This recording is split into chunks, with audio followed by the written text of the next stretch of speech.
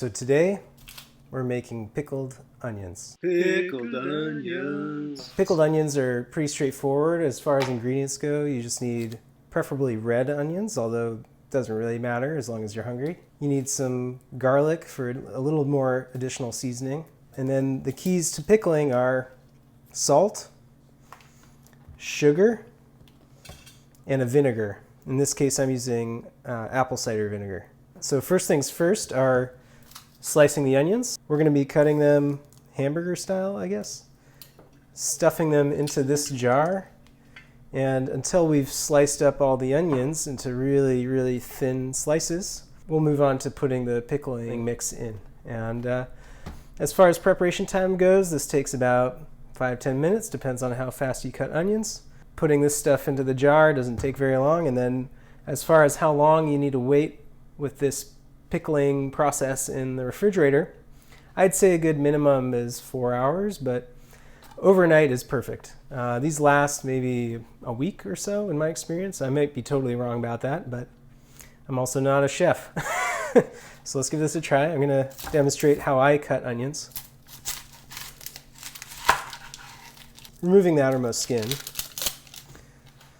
So slicing onions for pickling is a little bit different than you might be used to. What you're aiming for is really thin slices. And as far as really thin goes, I'll demonstrate for you right here.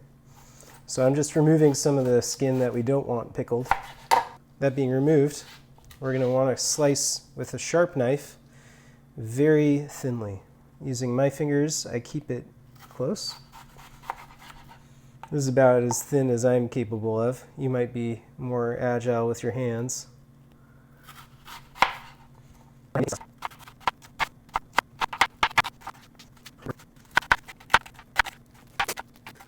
One onion down, one to go.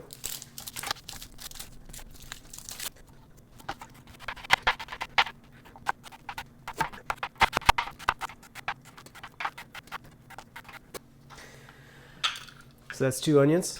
As far as garlic goes, I'd say 2 or 3 cloves is good. You don't need to mince them up into really small pieces. In fact, we're just going to crack them and put them in to be pickled. Generally, you eat around them because they're potent, even if they are pickled. But I'll put in 3. You could even go more because it doesn't do a severe job to the taste of the pickles. So your sugar, your salt, and your apple cider vinegar have a bigger kick and impact on the flavor of your pickling. Cool. We've got some garlic cloves. We're just going to throw them straight in here. Now, the last part, I'm not going to prescribe you exactly how much sugar and salt and cider vinegar you should put in. I have a 1/2 cup scoop right here. You actually want to put a little bit more sugar than salt in. So we're going to start with the sugar. If you're wanting to eyeball it, second up is the salt. It doesn't need to be any kind of special salt. Like I said, a little bit less than the sugar you put in. So you can see we're getting pretty high up here in the jar, but there's a lot more space down here than you'd think. So second to last step is going to be putting in the apple cider vinegar.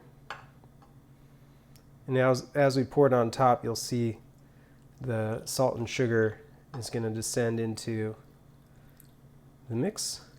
And we're going to pour in about 1/3 to 1/2 of this jar in terms of apple cider vinegar. And the remainder is actually going to be warm tap water. So you want to turn on your sink faucet, get some warm water running, and then add it and fill it up till, 1 inch under the top of your jar. So there we go. You can see it doesn't quite look like it's pickled yet. That's because it's not. We got to put it in the fridge for at least 4 hours. So we'll put it in there, take it out in the morning, and give it a taste.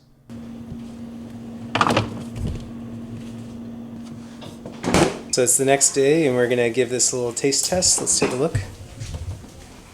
It's looking a lot more red than it was yesterday. You're probably not going to want to eat it by itself, so I made a egg frittata with bacon and marzipan and onion, and I'm going to serve it just on the side, but let's give it a taste, see how it tastes.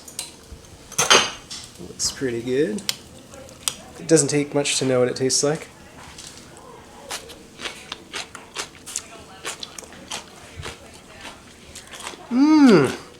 Scrumptious. Enjoy. Serve it with meat, serve it with eggs, serve it with whatever. There's a lot of things you can have. Sausage is a really good one to have it with. Enjoy.